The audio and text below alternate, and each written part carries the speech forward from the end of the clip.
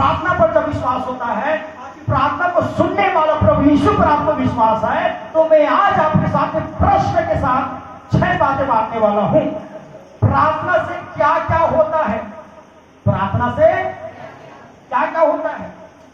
जब आप प्रार्थना करते हो तो क्या क्या होता है आपको मालूम है? क्या हो सकता है प्रार्थना से? कुछ हो सकता है क्या? कुछ होता है? देखो अच्छी कोट नहीं करता, प्रार्थना प्रभु सुनते हैं। पूछ तो रहा हूं, क्या होता है? सब कुछ होता है।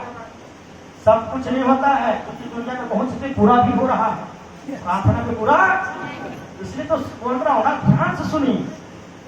एक वचन के साथ आगे बढ़ते हैं। याकूब की पत्री 5 अध्याय 16 वचन।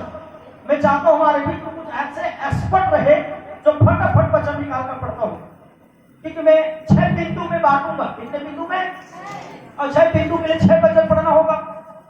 ठीक है, तो सुनिए क्या लिखा है याकूब 5:16 में। इसीलिए हाँ, आपस में एक दूसरे के सामने अपने अपने पापों को मान लो और एक दूसरे के लिए प्रार्थना कर चंगे हो जाओ। धर्मी जन की प्रार्थना से प्रभाव से बहुत कुछ हो सकता है। लिखा है धर्मी जन की प्रार्थना के प्रभाव से बहुत कुछ हो सकता है। ठीक बोलो, धर्मी जन की प्रार्थना से बहुत कुछ हो सकता है। फिर पूछता हूँ, प्रार्थना से क्या क्या होता है? क्या होता है? और वो बहुत कुछ क्या है, पढ़ेंगे। प्रार्थना कोई मामूली चीज नहीं है। मैं कितने लोगों को बता रहा था कि दुनिया की सबसे ताकतवर चीज है लोहा। क्या है? किसी भी चीज को काट सकता है, तोड़ सकता है, फोड़ सकता है, जोड़ सकता है।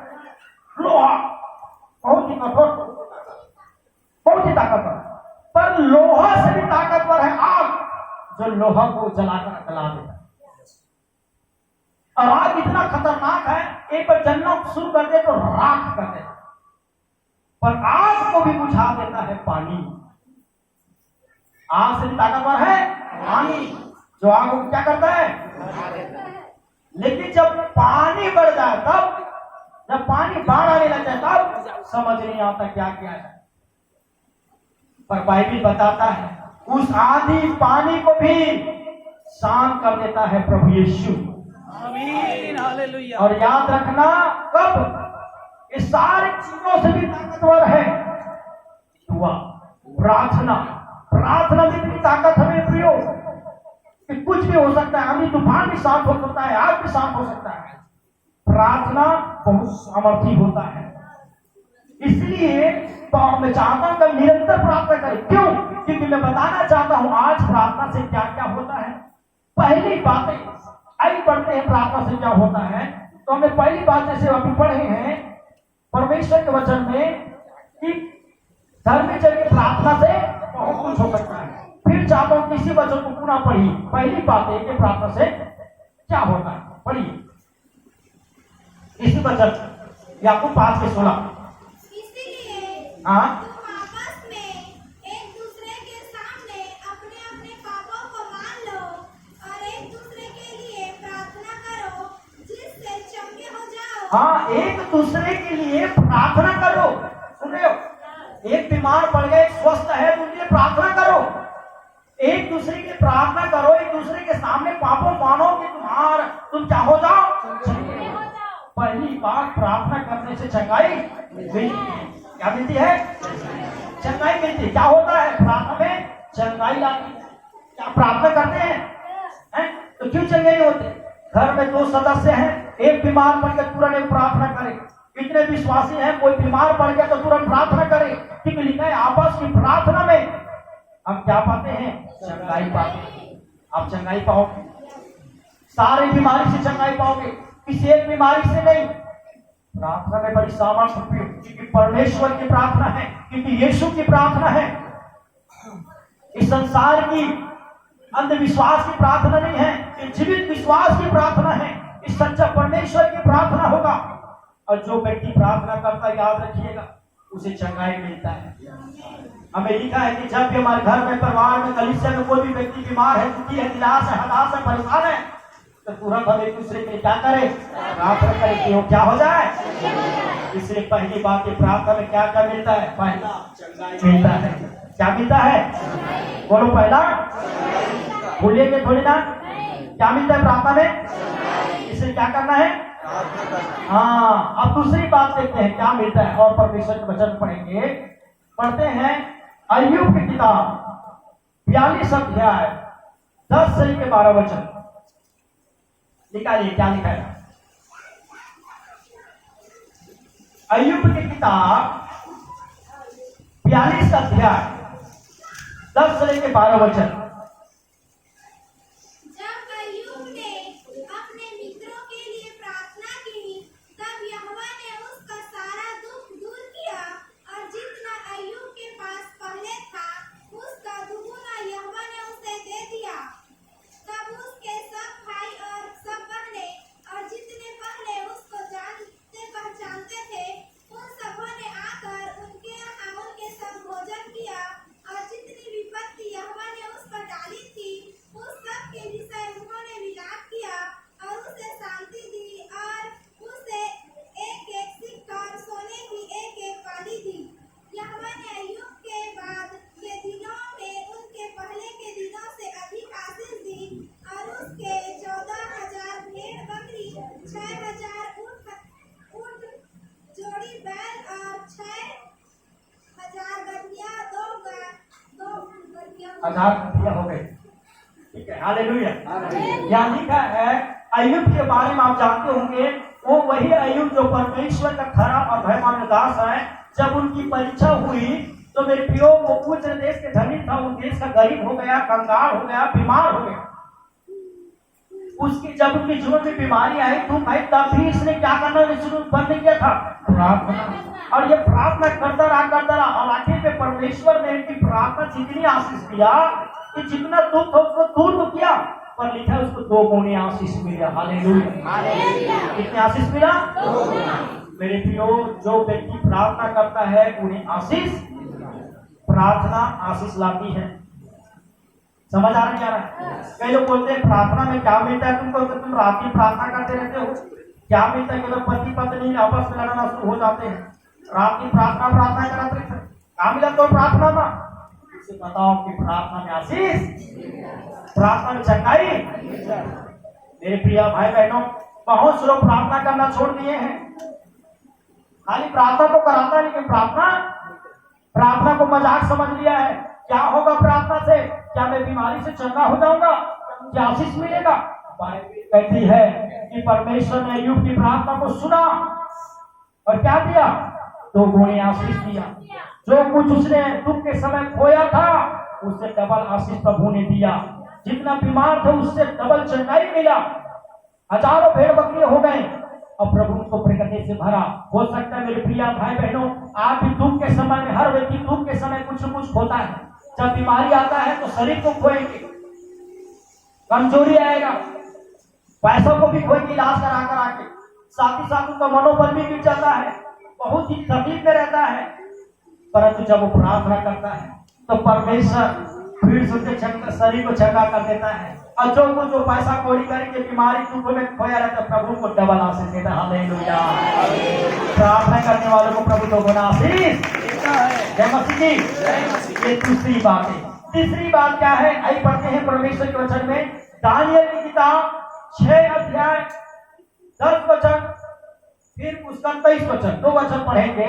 मैं इसको फास्ट तरीके से चल रहा हूं और मैं बताना चाहता हूं, आपको उत्साहित करना चाहता हूं आज के संदेश के माध्यम से कि प्रार्थना से क्या क्या मिलता है और इससे प्रार्थना कितने इंपॉर्टेंट है हमारी जिंदगी में। पढ़िए।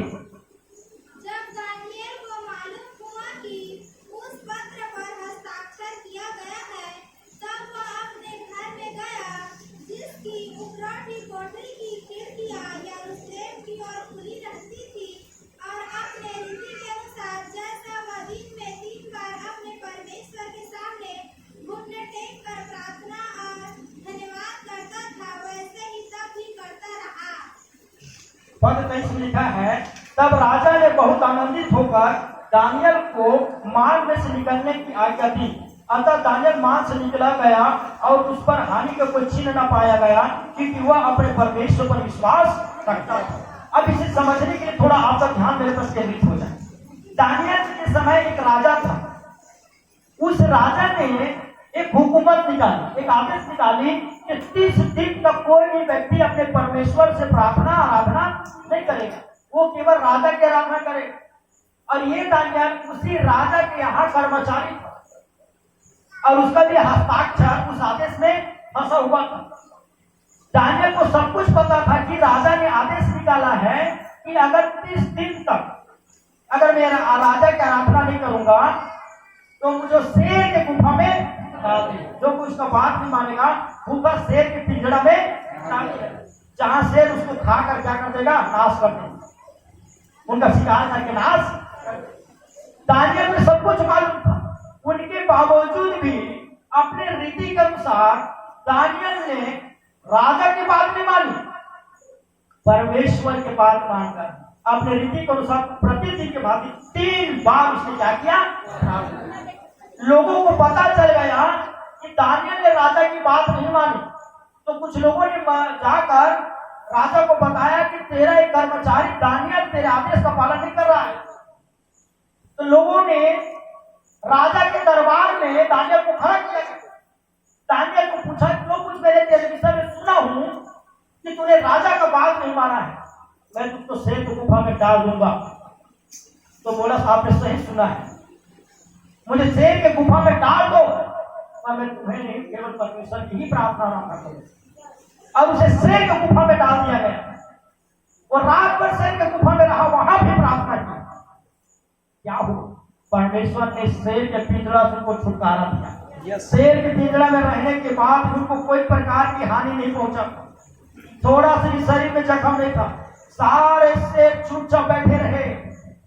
परमेश्वर ने अपने दूत को भेजकर सारे शेरों को मुंह बांध दिया था, उनकी भूख हटा था और दानियल को कोई हानि नहीं हुआ और सुरक्षित बाहर आ गया, क्योंकि परमेश्वर ने उनकी प्रार्थना को सुना था और उनके प्रार्थना के कारण उसे शेर के पिंजरा से छुटकारा दिया। प्रार्थना से तीसरी बात, प्रार्थना से छुटकारा मिलता है। क्या मिलता है? आज भी कई बार तो शेर किसको दर्शाया जाता है? पहला पत्रस 5:8 के अनुसार शेर शैतान को दर्शाया जाता है। अभी वर्तमान में आत्मिक ज्ञान के अनुसार, आध्यात्मिक प्रकाशन के अनुसार आपको मुझको भी कई शत्रु लोग, पहली लोग शैतान आपको मुझको भी शेर जैसे पिंजरे में ढाल देता है। शराब के नशा के पिंजरा, नशापान, झगड़ा, लड़ाई, दुष्टता, पाप, बुराई और कई प्रकार के पिंजरा में आपको क्या कर देता है?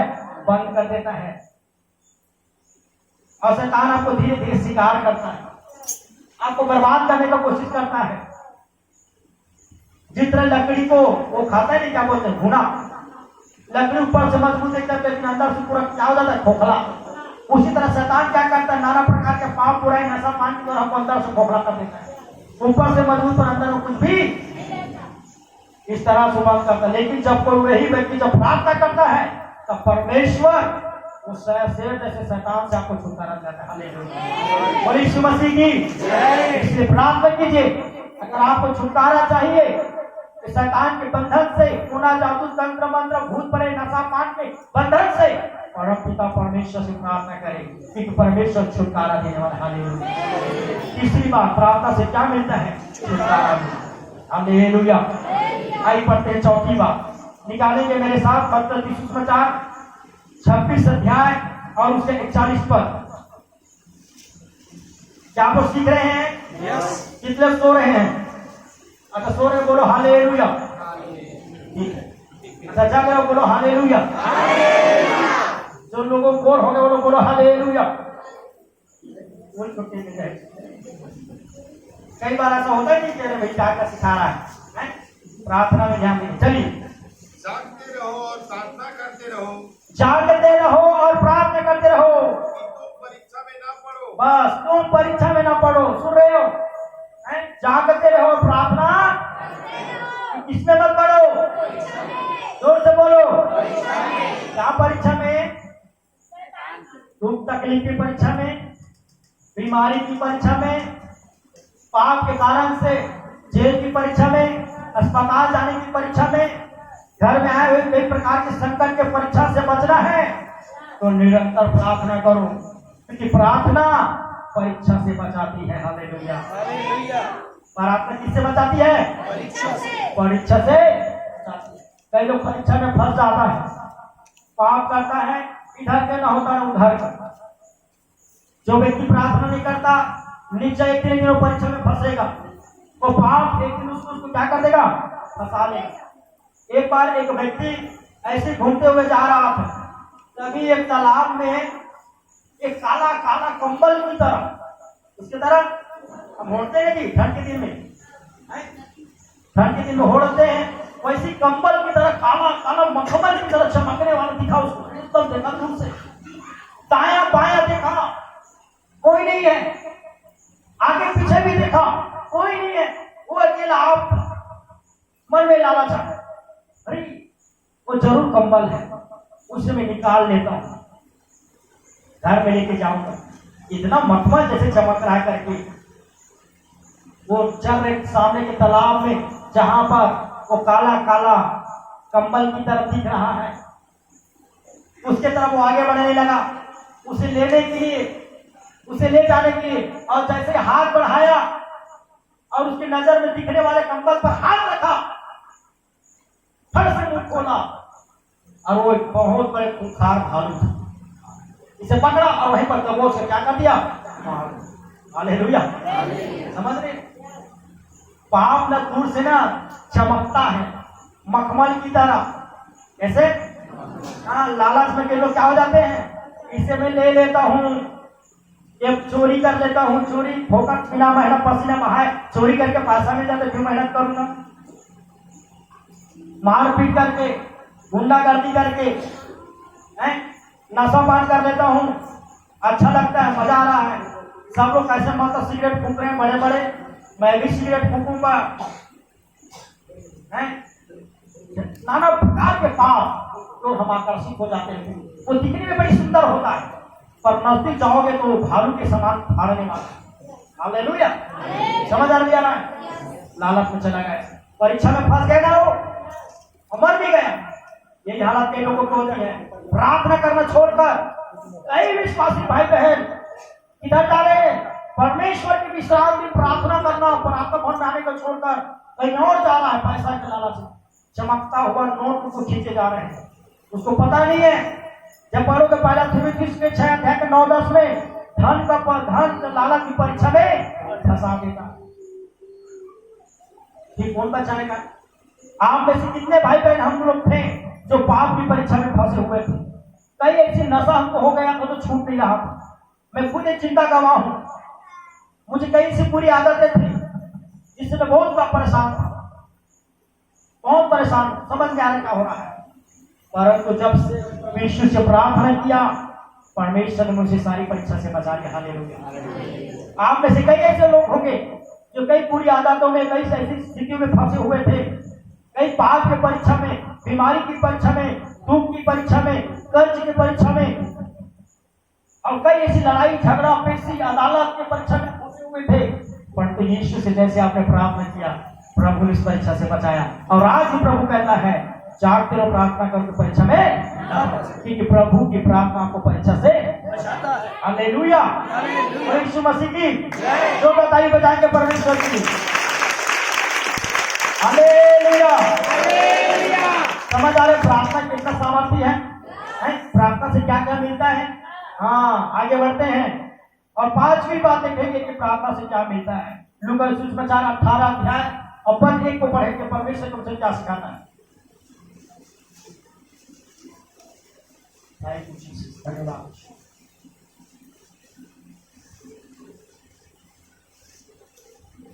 फिर उसने हाँ, इसके विषय में कि नित्य प्रार्थना करना और हियाव ना छोड़ना चाहिए, उनसे यह दृष्टांत कहा। हालेलुया। लूका 18 का 1 पद में लिखा है, फिर उसने मतलब यीशु मसीह ने इस विषय में कि नित्य प्रार्थना करना और साहस नहीं छोड़ना चाहिए। क्या नहीं छोड़ना चाहिए? साहस। साहस क्या है?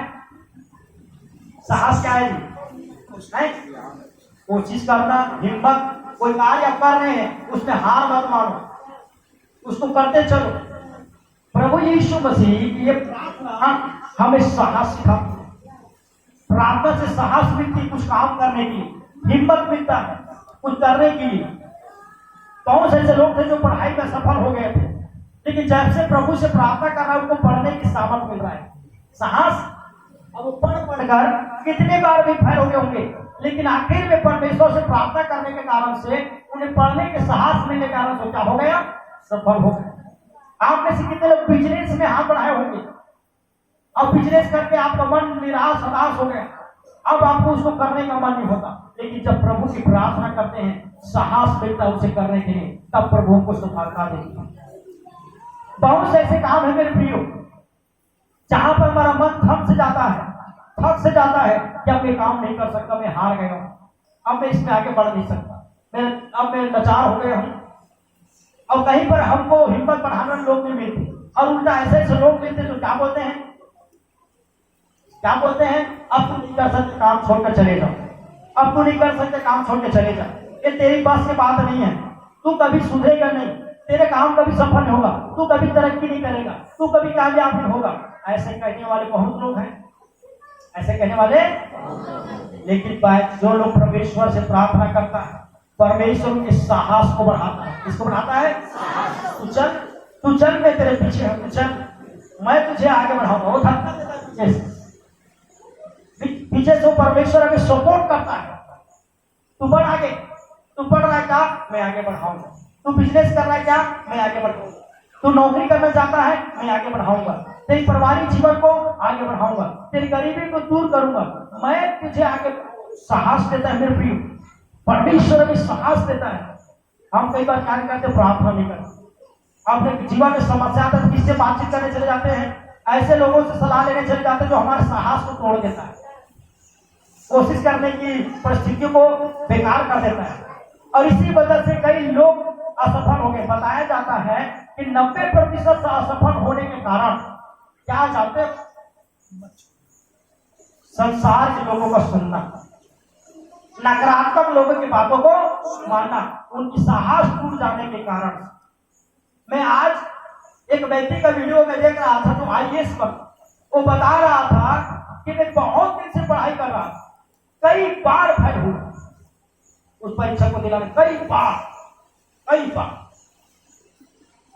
और जब लोगों से पूछता था तो लोग बोलते थे तेरी बस के बात नहीं भाई, तू दूसरा नौकरी कर ले, कोई मजदूरी कर ले, कोई बिजनेस कर ले, तू नहीं निकाल पाएगा IAS, तो यूपीएससी के लोगों को होता है कि तू नहीं निकाल पाएगा, कई लोग बोलते थे।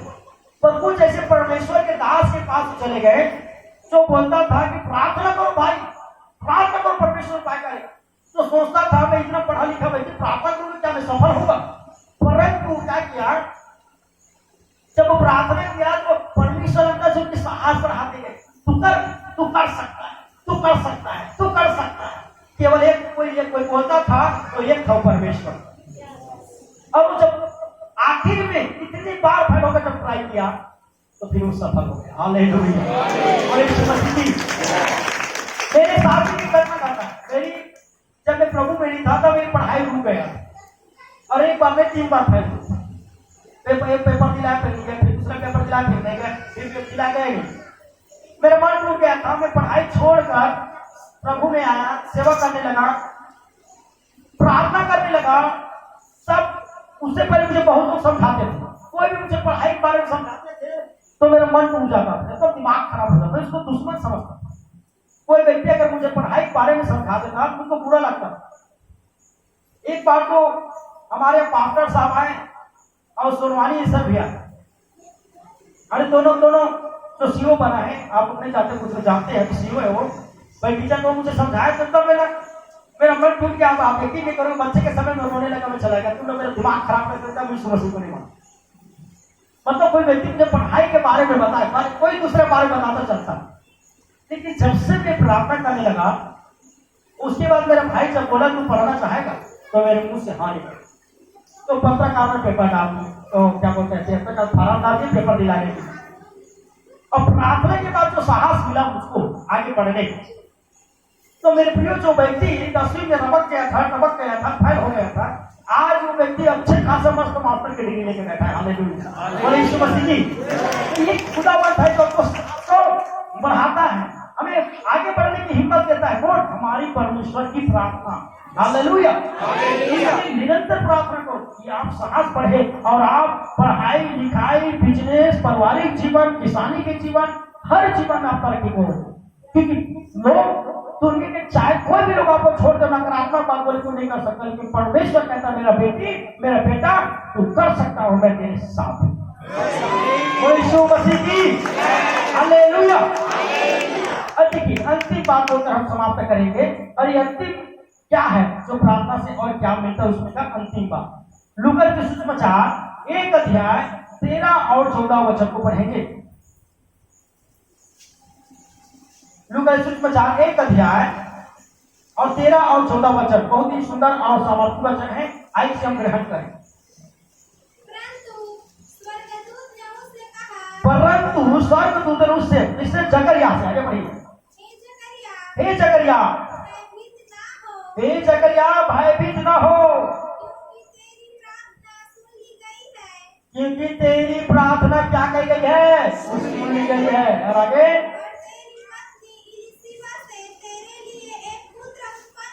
तेरी पत्नी एलिशिबा से एक पुत्र उत्पन्न होगा। और आगे, हाँ, तुझे आनंद और हर्ष होगा। हालेलुया। सब सुन रहे हैं? यस। अभी एक सबसे बड़ा, अभी जितना भी फूटा नहीं, सब छुटिया वो फटाके हो परमाणु बम। ध्यान से सुने सब। हालेलुया। बहुत बड़ी आशीष बता रहा हूँ। ये प्रार्थना से क्या मिलता है? सबसे इम्पोर्टेंट, प्रार्थना से आनंद मिलता है। प्रार्थना से आनंद मिलता है। और कैसे आनंद? ध्यान से सुनना, काल खोकर थोड़ा से अपने अंदर के सुस्ती को भगाकर, संसार के रमा झमा देख देख के मन को भर दिए हैं, इसलिए प्रभु के वचन में थोड़ा जल्दी लोग थक जाते हैं। आपको पता है सुनने और पढ़ने से लोग क्या हो जाते हैं? थक जाते हैं। यहाँ क्या लिखा है? जकरिया एलिशिबा। आपको मालूम है कि जकरिया एलिशिबा कौन है? परमेश्वर की याजक, याजक परिवार की बेटी, याजक परिवार के बेटा। उनके लंबे समय से प्रार्थना करने वाली है, तो उनके बावजूद भी जकरिया एलिशिबा की कोई संतान न थी। उनकी पत्नी क्या थी? ऐसा बाइबल में है। लेकिन अब ध्यान से सुनना, प्रार्थना का सामर्थ बता रहा हूं मैं। प्रार्थना से क्या मिलता है? जकरिया जब प्रार्थना कर रहा था परमेश्वर के मंदिर में, परमेश्वर की आवाज स्वर्गदूत के माध्यम से बोला, हे जकरिया, प्रभु सुन, तेरी पत्नी एलिशिबा से वो गर्भवती होकर नहीं बोल रहा है, तेरी पत्नी एलिशिबा से पुत्र उत्पन्न होगा, उसका नाम यूहन्ना रखना, और ये तेरे लिए आनंद और हर्ष की बात होगी। हालेलुया। बोले यीशु मसीह की। आज की बंधन तोड़कर परमेश्वर बोलता है। हम में से कई लोगों के जीवन में काफी दिन हो गए, आनंद कभी नहीं आया है। सबसे बड़े आनंद क्या करते हैं? बोलते हैं जी, बाल बच्चे हो गए आनंद मनाते हैं, नया घर का आनंद मनाते हैं, नौकरी का आनंद मनाते हैं, पढ़ाई में पास होने का आनंद मनाते हैं, बिजनेस में सफल होने का आनंद मनाते हैं। आज कई लोगों की जिंदगी में आज तक आनंद कभी नहीं आया है। लेकिन आप परमेश्वर से प्रार्थना करोगे, परमेश्वर आपको प्रतिदिन आनंद कभी देगा। हालेलुया। जिसको संतान की जरूरत हो संतान के आनंद देंगे, जिसको विवाह में जीवन साथी चाहिए तो जीवन साथी का आनंद देंगे, जिसको पढ़ाई में सफलता चाहिए पढ़ाई का सफलता में आनंद देंगे, जो बिजनेस करता बिजनेस को सफलता में आनंद देंगे, बीमार व्यक्ति को चंगाई का आनंद देने जा रहा है, उनके दुखों को आनंद बदलने जा रहा है। किससे? प्रार्थना से। हालेलुया। मेरे प्रिय भाई और बहनों, यहाँ पर बहुत ही सुंदर बात हम देखते हैं। जकरिया एलिशिबा के प्रार्थना को प्रभु सुनकर कहता है, सुन, तेरे हर्ष और आनंद है। अब तेरे दुख का दिन चला गया, तेरी बात की बातें चली गई, और देख तेरे पत्नी का मैं गर्भ का बंधन खोल दिया है। वो पुत्र उत्पन्न होगा, उसका नाम यूहन्ना रखना। मेरे प्रिय भाई और बहनों, प्रार्थना नहीं करना पाप है। समझ आ रहा है? मैं शुरू में बोला कि आप यीशु मसीह पर विश्वास करते हैं? बोले हाँ। इस प्रार्थना करते उस पर विश्वास है? बोले हाँ। लेकिन मैं जानता हूँ आप लोग यीशु पर भले थोड़ा बहुत विश्वास कर ले, लेकिन आपकी प्रार्थना में आपको ही विश्वास नहीं होगा, क्योंकि आपकी प्रार्थना केवल पाप की प्रार्थना हो। अब बोलोगे कैसे अच्छी बात, क्योंकि पाप भी करते हैं और प्रार्थना भी करना चाहते हैं, तो हमारा पूरा प्रार्थना पाप के क्षमा में निकल जाता है। सुबह छोटे से प्रार्थना करके पाप करना शुरू किए ना, तो शाम को उसी को क्षमा मांगने में पूरा प्रार्थना चला जाता है। तो कहां से प्रभु आपके बंधन आजाद करेंगे? होता नहीं होता है जी? कई लोग ना चलो भाई प्रार्थना करो तो उसको याद आ जाता है प्रार्थना करेंगे आज ये पाप क्या हो तो प्रभु मेरे मन में जंगल से पाप क्षमा करना प्रभु क्षमा करना प्रभु, क्योंकि उसको पता है पूरा याद आ रहा है ये क्षमा करना प्रभु, अच्छा भले नहीं बोलेगा पर याद आ रहा है। इसीलिए पाप से दूर रहकर परमेश्वर से प्रार्थना करना आपके आनंद की बात आनी जा रही है। और जो प्रार्थना आपको पाप से भी बचाएगा। मेरे प्रियो आज मैं आपको 6 बात बताया हूँ कि 6 बात निरंतर करना शुरू कर दीजिए। हम बाइबल में पढ़ते हैं कई उदाहरण के साथ। तो मेरे प्रियो आज के संदेश अगर आपसे बातचीत किया है तो आज से ही निरंतर प्रार्थना करना शुरू कर दें, क्योंकि हमने परमेश्वर में 6 बात देखा कि प्रार्थना से क्या क्या मिलता है, क्या क्या होता है। तो हमने क्या देखा? पहली बात देखा प्रार्थना से चंगाई मिलती है, प्रार्थना से आशीष मिलती है, प्रार्थना से छुटकारा मिलती है, प्रार्थना से परीक्षा से हम बचते हैं, प्रार्थना से हम क्या पढ़े यहाँ पर साहस मिलता है, प्रार्थना से आनंद मिलता है। इसके छोड़े बहुत है। प्रार्थना से शांति उद्धार मिलता है और प्रार्थना से पाप से बचते हैं। और एक दिन ये प्रार्थना आपको प्रभु यीशु के पास अनंत जीवन भी। हालेलुया, बोलो यीशु मसीह की। मैं आज के संदेश के माध्यम से आपसे आग्रह करता हूँ कि निरंतर प्रार्थना कीजिए। अब मैं सच बताता हूँ कि आप हर सप्ताह एक गवाही के साथ खड़ा होंगे। आप ये जीवन में एक अद्भुत रोशनी परमेश्वर देने जा रहा है, अद्भुत प्रकाश देने जा रहा है। आपको मैं कठिन काम नहीं दे रहा हूँ, क्या दे रहा हूँ? प्रार्थना करना। और आज मैंने बाइबल से बताया कि प्रार्थना से क्या क्या मिलता है और क्या क्या होता है। मैं यकीन करता हूँ इस संदेश आपसे बातचीत किया है। परमेश्वर यह वचन के द्वारा आप सबको बहुत आशीष। आमीन। बोलो प्रभु यीशु मसीह।